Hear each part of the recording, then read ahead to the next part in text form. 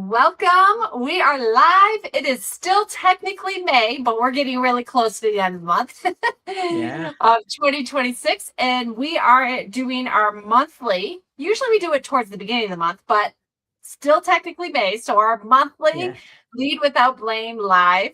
My name is Tricia Broderick. I'm Diana Larsen. And we co-wrote Lead Without Blame. And we come together once a month for an unscripted conversation a little bit on either the topic that we're extending from our book. Oh, good job. Look at you. I just moved. And the question is, do I have one nearby? Yeah, I was going to say, you probably don't have it handy, so I'll pull out mine. I am getting through the boxes. We just moved. I'm less than 2 weeks in. We are getting through the boxes, but I'm realizing I do not have any of my workbooks up here yet. So that's a box I have not gotten to. Yeah. I'll have to move it up on the list now. And so we come together once a month for an unscripted kind of conversation on topics related to the book, extension of topics related to the book, and things along those lines. And this month's topic is really tied. When we're coming up with this topic, I was thinking a lot about collaborative connection and how we talk about that being a resilience factor. But a lot of people hear that and they, and ultimately it's some kind of team building, right? Like there's, but people hear team building, they hear trust falls, they hear just not enjoyable things. And so we were intentional with using collaborative connection, right? Working together on something that is helpful, that is productive, but also gives that connection and what that means. And when I was thinking about this month's topic, that was coming into play for me. Like this month's topic of invitation to bloom, like how that plays into collaborative connection, how that actually helps, what that means, and everything along those lines. So I guess if you had to give a sentence or two to describe what invitation to bloom in the workplace means for you, what would come up for you initially? It's funny because I just thinking about bloom and so on. That old saying about bloom where you're planted kind of thing, came into my mind. And that is a piece of it, I think. It is finding the parts of where you're working, who you're working with, and so on, that you find enriching and that you find that you can build on, that you can grow from. And I mean, for me, it is linked to our essential motivator, co-intelligence, as well. The sense of I can learn from the people I'm in, collective intelligence.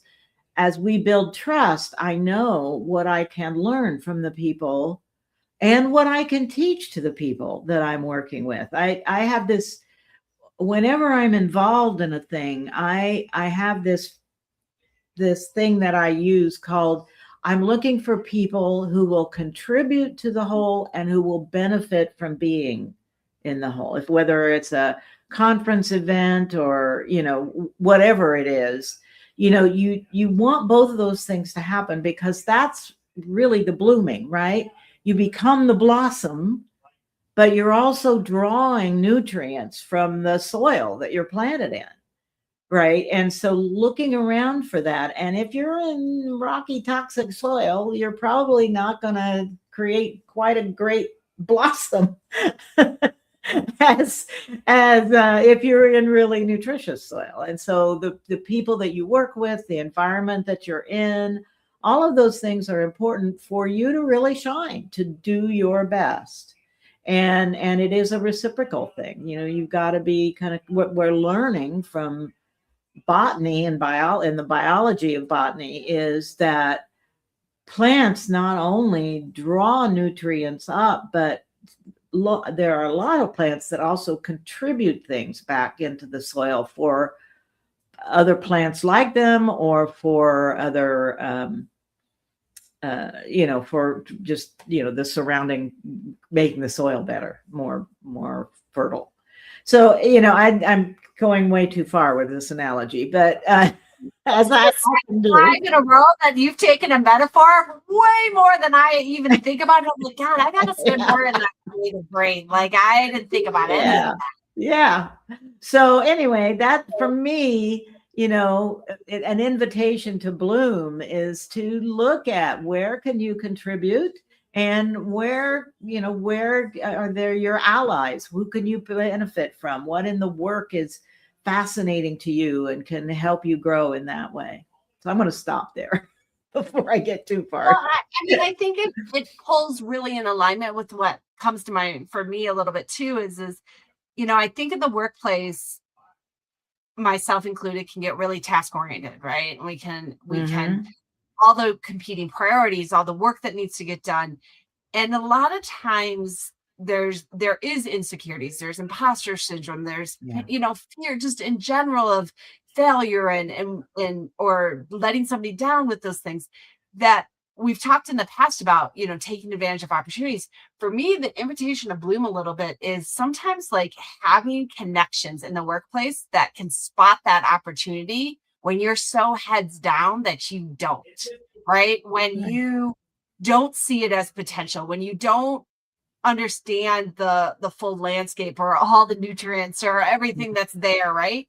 That because you're so focused, you're trying to get things done, that you want to take advantage of opportunities, but you don't always see it. And so that invitation to bloom is that connection going, hey, have you considered this? Like this would be perfect for you, or this might be something right that you've been looking for and you didn't even know it, right? But I see the Mhm. potential. And I I like that on so many fronts, because there is an element of, one, I may just not have even noticed, but two, Yeah. on the front of immediately feeling supported, right? And encouraged Mhm. and like seen in terms of your potential, even if you choose not to do it, right? It's the Mhm. somebody was thinking of you, somebody was considering it, somebody was trying to make an effort, somebody was engaging with you. And that's the connection for me. And then that becomes reciprocal, because again, somebody did that for me, I want to do that for others, right? Or pay it forward in different ways. And I think that's the powerful part for me, is that invitation on top of it, like that somebody's taking the time to include, to promote, to encourage, for you to shine. Like it's the we Mhm. all look good when we lift everybody up kind of dynamic, Yeah. and versus a scarcity model as me or you, and things like that. That's just Yeah. a type of environment, especially in the workplace, that I want to be more and more a part of. Right. Yeah. Yeah. Oh, I love that. And I originally went to okay, how I'm invited to bloom here. How am I going to do that? But invitation to bloom really works both ways. And I like that you brought that in, that it is extending an invitation and receiving the invitation and being prepared for both. I really appreciate your take on that in that way, because that's the reciprocity, right? That is, and it's that reciprocity, that mutual trust, that willingness to work together and to help each other shine, that brings about the resilience. Because in on my best day, I'm not going to be well suited for every single opportunity that comes along to my team. It just, there'll be some that I'll be perfect for and Way to be others human. that Way just to are be not human. mine. But knowing that there are other people on my team and that I can, put the spotlight on them and say, yes, let's go for it, because I've got confidence in my teammate that we're going to be able to do this. And I can invite them as this is their moment to shine. I think that is what really awesome. I like that. I like that way of thinking about it.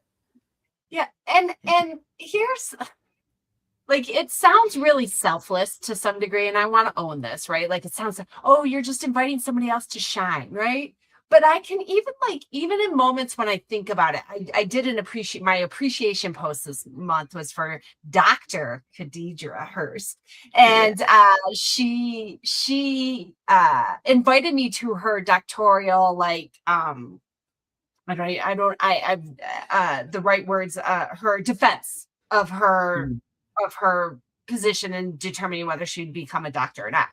And I didn't say all the technical correct words. That's not my world, but she invited me to attend virtually this experience, and it was so incredible to experience.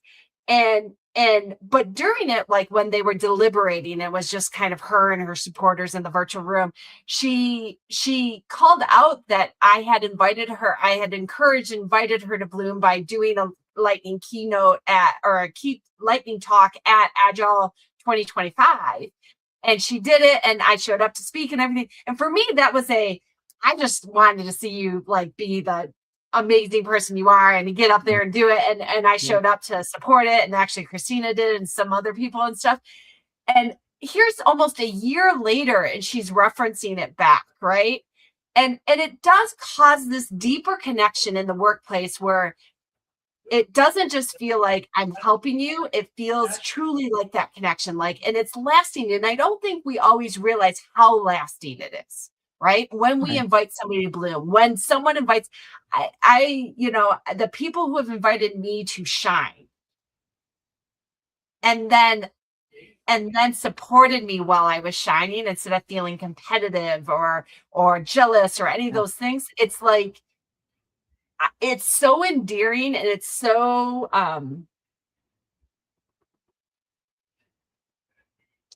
like grateful, like to the Mhm. core of it, that it makes me go, I will go to the ends of the earth for you, right? Like I will Yeah. do that. Like I even think, you probably don't even realize this, but it's even in the little bit like, and here I'm going to do this live and see, these are unscripted.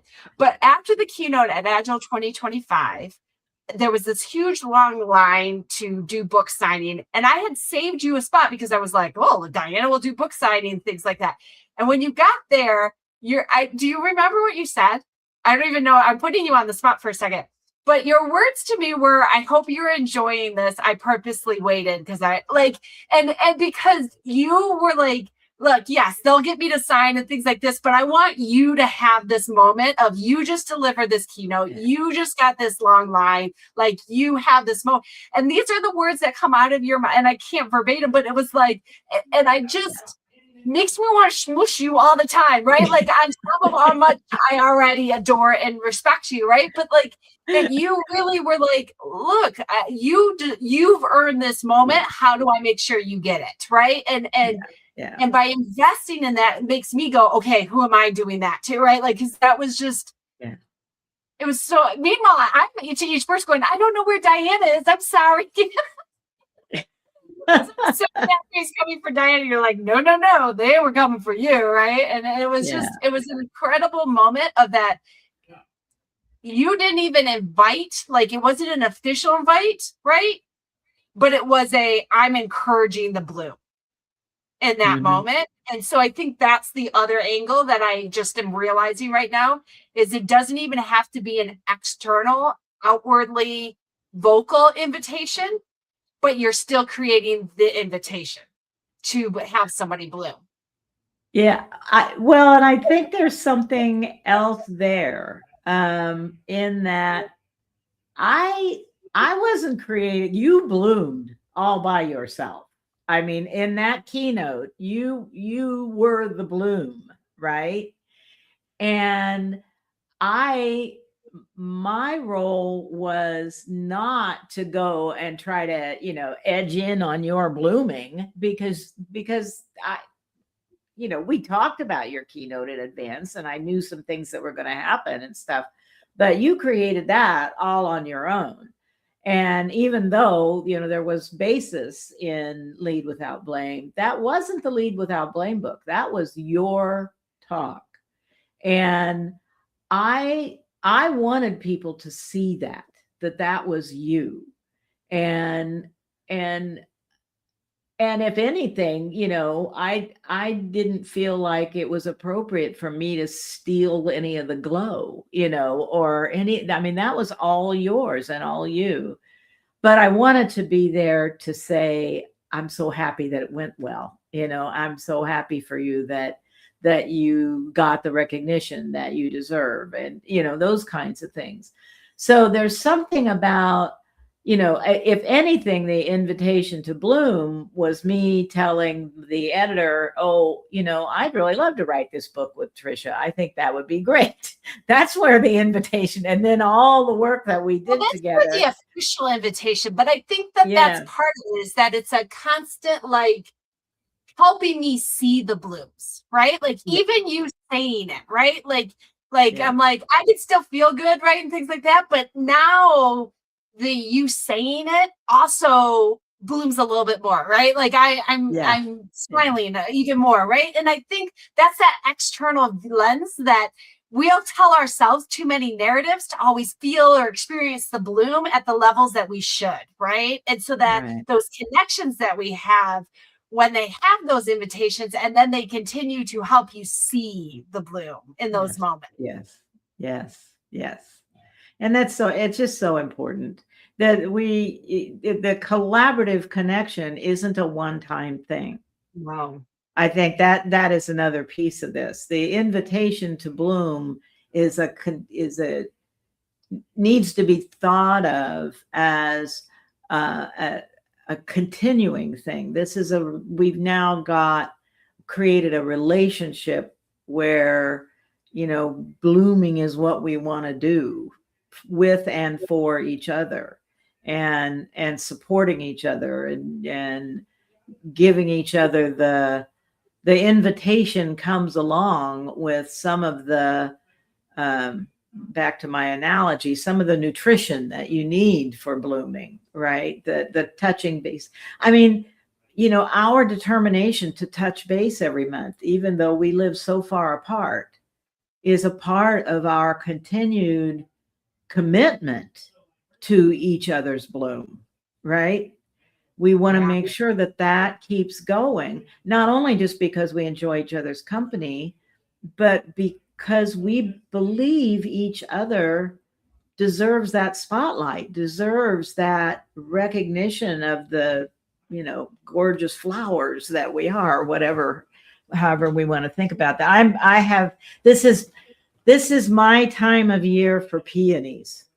Roses and peonies, but peonies most of all, because they're so short-lived. In Portland, it's called the Rose City, and roses bloom here really virtually all year round. So you can always go out and find some, nice fragrant roses. But peonies are a little more tricky, because a lot of people have now planted peonies that have no fragrance. And the fragrance of fragrant peonies is so amazing. I can't smell. I miss all of that. Pardon? You don't like the smell of? Oh, you can't smell? Oh, I'm sorry, Tricia. I know. But yeah, that's one of my joys in life, is fragrant flowers. I mean, it comes in handy with a house full of teenagers or dogs. Oh, yeah. Like that. Oh, well, that's good. Yeah. Yeah.